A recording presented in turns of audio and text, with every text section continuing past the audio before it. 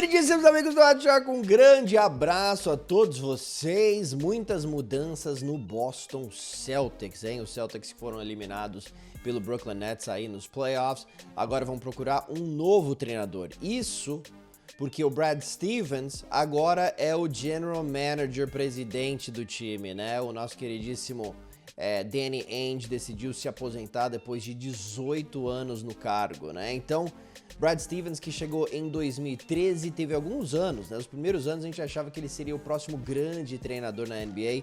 Infelizmente, ele nunca evoluiu do jeito que a gente achava que ele ia evoluir, pra te falar a verdade, né? E a gente esperava mais dessa era Brad Stevens, Danny Ainge, né? De 2013 a 2021. Os Celtics não foram para as finais durante esse período, né? Chegaram até as finais de conferência, mas não as finais da NBA. Então, assim, o Danny Ainge, pra mim, em 18 anos aí com o time, fez algumas trocas maravilhosas, tá? Quer dizer, 2007, lembra quando ele fez uma troca para pegar o Kevin Garnett dos Timberwolves, uma troca também para pegar o Ray Allen do Seattle Supersonics, formando o Big Three lá com o Paul Pierce. Os Celtics ganharam um título em 2008. Em 2013 ele fez uma das grandes trocas da história da NBA, né? Uma transação aí com o Brooklyn Nets, em que ele mandou o Paul Pierce e o Kevin Garnett embora para Brooklyn e recebeu várias escolhas de primeira rodada, né? Foram 3 escolhas de primeira rodada e o direito de trocar de lugar com o Brooklyn em 2017. Brooklyn terminou com a pior campanha no ano anterior, então Boston teve a primeira escolha do draft.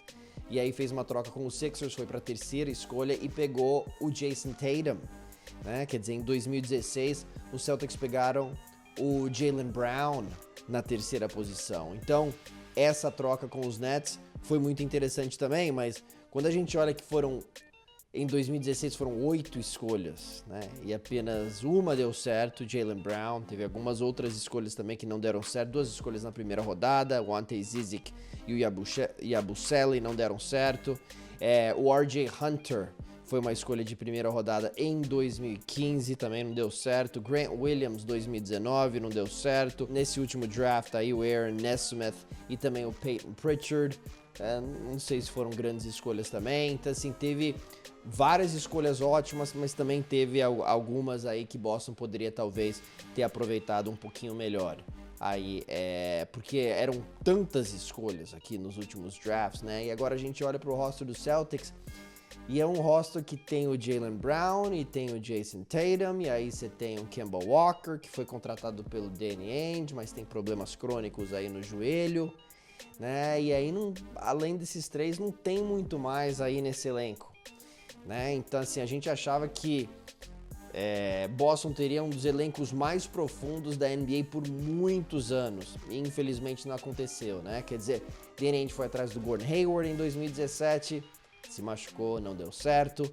Ele pegou o Al Horford em 2016, né? Que acabou até dando certo. O Al Horford foi um bom jogador para o Boston Celtics, mas de novo, né? Nunca levou o Celtics para as finais. E aí o Kyrie Irving também em 2017, infelizmente não deu nada certo essa troca aí pelo Kyrie Irving. Então teve alguns momentos fantásticos e teve algumas outras decisões que simplesmente não deram certo, né? Danny Ainge também em vários momentos, até durante algumas temporadas ou no meio da temporada mesmo, ele teve a chance de fazer algumas trocas e era lento para puxar o gatilho e era uma oportunidade de repente de melhorar o Boston Celtics para tentar brigar pelo título naquela temporada, e Danny Ainge ficou um pouquinho apreensivo. Mas teve uma que ele mandou muito bem, né? Que tava todo mundo falando que Boston deveria ir atrás do Anthony Davis, mas aí ia ter que trocar o Jason Tatum para pegar o Davis. E o Jason Tatum não foi trocado e pra mim foi a decisão correta, né? Anthony Davis eu sei que é um dos grandes jogadores da liga, mas sempre machucado, e Jason Tatum acho que tem tudo pra se tornar uma verdadeira superestrela, talvez vencer prêmio de MVP aí na NBA. Então o balanço é bom aqui, sem dúvida, pro Danny Ainge. Eu acho que o torcedor do Celtics esperava mais aqui nos últimos anos, mas nem tudo é perfeito, né? E o Brad Stevens, cara, nos últimos anos deixou a desejar e dava a impressão que ele também já estava cansado, já estava meio esgotado, tá? E eu acho que ele até meio que admitiu isso aqui esses dias, né? Que tá precisando de uma mudança, novos ares. Então agora ele é o GM, ele vai tomar as decisões. Foi a decisão correta? de colocar o Brad Stevens nessa posição. Ele não tem muita experiência. Agora, ele foi treinador de Butler no college e ele recrutava os jogadores. Então ele formava o elenco. Então um pouquinho de experiência escolhendo os jogadores ele tem. Mas eu até vi uma reportagem sobre isso e eu concordo plenamente.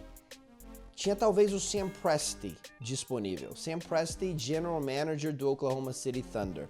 Eu conheci o Sam Presti, joguei basquete com o Sam Presti na Emerson College, tá? Faz uns 20 anos já isso, faz um bom tempo. Sam Presti era um torcedor fanático dos times de Boston, né? A gente falava sobre os Red Sox, sobre os Celtics, ele é de Massachusetts. E eu acho simplesmente que seria um emprego dos sonhos aí pro Presti, se ele fosse oferecido esse trabalho aí, tá? E a gente tá falando de um cara que, sim, Kevin Durant, Russell Westbrook, James Harden já passaram por Oklahoma City, então é bom que ele pegou esses jogadores, mas aí foram embora, então não é tão bom assim que ele não conseguiu segurá-los. Mas ele também fez muitas trocas interessantes, é um dos melhores general managers, sem dúvida, da NBA. Um cara com muita experiência, né? E quando a gente fala em Boston Celtics, a gente busca um cara com bastante experiência, né? Quer dizer, 17 títulos. Mas Boston foi com o Brad Stevens, com o Wyc Grousbeck, que é o dono do time, falando que se sente mais confortável com o Brad Stevens, né? Então não quis contratar ninguém de fora da franquia. Bom, eu tava olhando em alguns números aqui, agora o Boston vai procurar um novo treinador, né? Alguns odds safadinhos de quem o Boston Celtics vai contratar para ser o seu próximo treinador. A decisão vai ser do Brad Stevens. Tem o Jay Larranaga, né, que trabalha com o time, tá pagando 4-1. Ele supostamente é o favorito, assistente aí do Brad Stevens por várias temporadas, né? Eu acho que obviamente é um candidato. Jason Kidd pagando 6-1, 183 vitórias, 190 derrotas como treinador em sua carreira, com o Milwaukee Bucks e também o Brooklyn Nets, é assistente do Los Angeles Lakers. Eu gosto do Jason Kidd, né? Mas ele também já teve as suas oportunidades e, como eu disse, mais derrotas do que vitórias em temporada regular e também na pós-temporada. Chauncey Billups não vejo como uma grande possibilidade, mas vamos ver, né? Pagando 7-1. Chauncey Billups, primeira posição como assistente na NBA aconteceu em 2020, né? Então ele não tem muita experiência, ok? Lloyd Pierce, pagando 7-1. O Pierce teve uma passagem pelo Atlanta Hawks e não foi bem.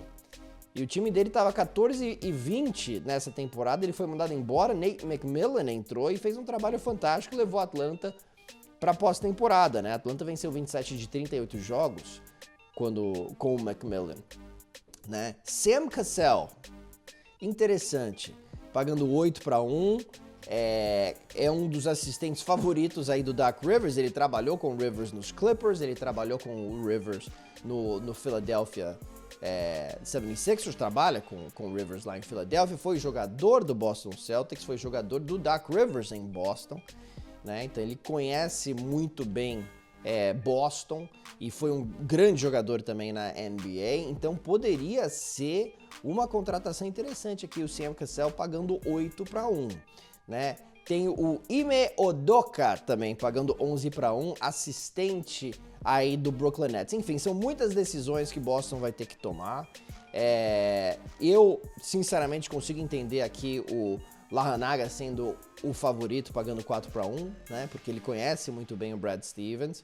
Então, obviamente, é um candidato para a gente ficar de olho. Eu achei interessante aqui o Larry Bird entrando aqui nas apostas. 51-1. Larry Bird, última vez que ele treinou uma equipe foi em 2000, né? Melhor jogador da história do Celtics, não vejo isso acontecendo. E o Rick Pitino também, que foi treinador do Celtics de 97 a 2001, treinador de Iona, né, no college, pagando 101-1 também.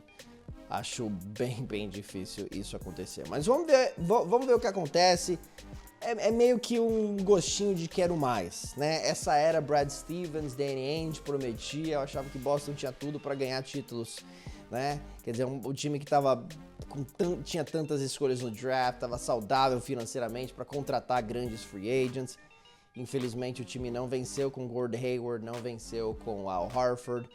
e o Kyrie Irving acabou não se encaixando lá. Uma verdadeira pena. Vamos ver o que acontece aqui nas próximas semanas. Vamos ver quem vai ser o próximo treinador do Boston Celtics. Uma nova era está prestes a começar lá em Boston. É isso aí, meus jovens. Para tudo sobre o mundo das apostas, você pode entrar lá no oddshark.com.br. Tchau!